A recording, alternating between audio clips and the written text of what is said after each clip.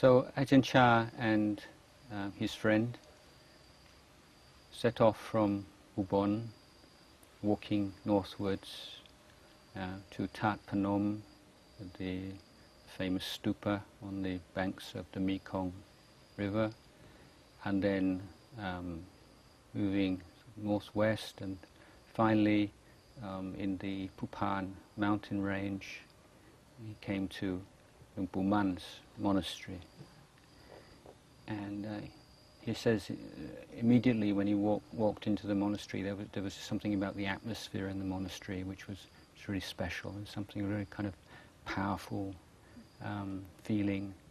Although he couldn't see anybody when he went into the monastery, it was all very quiet, and but everything was extremely well swept. And I think that if you've never been to a Thai forest monastery, it's the idea of what many people call like a Zen-like sort of simplicity, and everything just very, very well, as they say, just everything in its place, very well swept. This very kind of austere simplicity being the general atmosphere. And so he and his friend were welcomed, and they were shown where to put up their glot, and invited to come and to pay respects to Luang Pu Man in the evening. And they went to the kuti, and this was Ajahn Chah's meeting with Luang Pu Man. And he said that although they'd been walking all day and they were very tired, he just felt just so full of bliss listening to Ajahn Mun that he just felt like he was floating in the air. He was just so inspiring. And he did take the opportunity to ask a question. And again, interesting, it was a question about the monk's discipline rather than about meditation. At least, as he tells us that his question was, he's studying these texts, the Pubbasika text and the Visuddhimagga text, and it's just so complicated, and there are so many clauses and exceptions, and he come to feel discouraged. I think it's not something that I can live by. It's so complicated, that you can't keep it all in your mind at the same time. So, what's the best way to practice with this?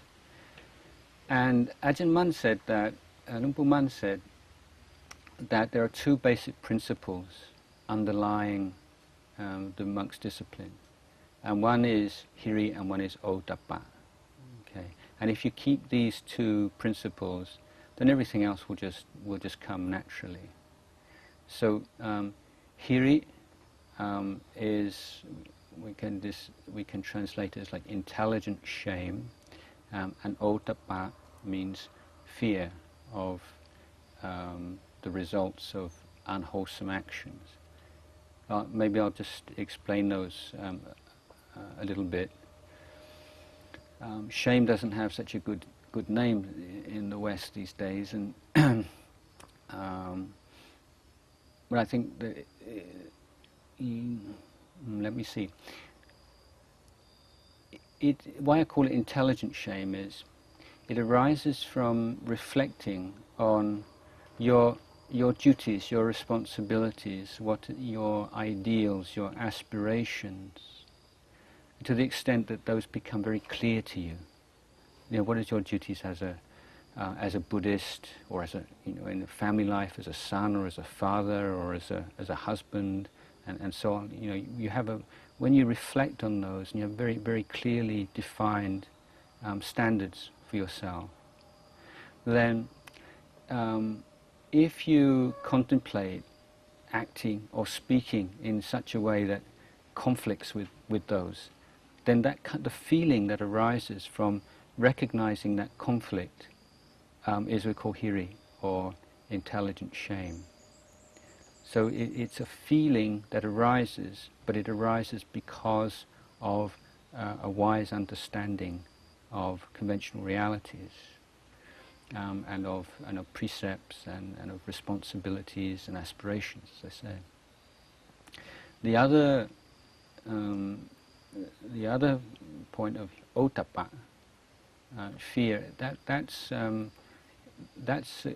feeling again, but it arises from reflecting on the law of karma and how unwholesome actions based on greed, hatred and delusion inevitably lead to pain and suffering for yourself and others.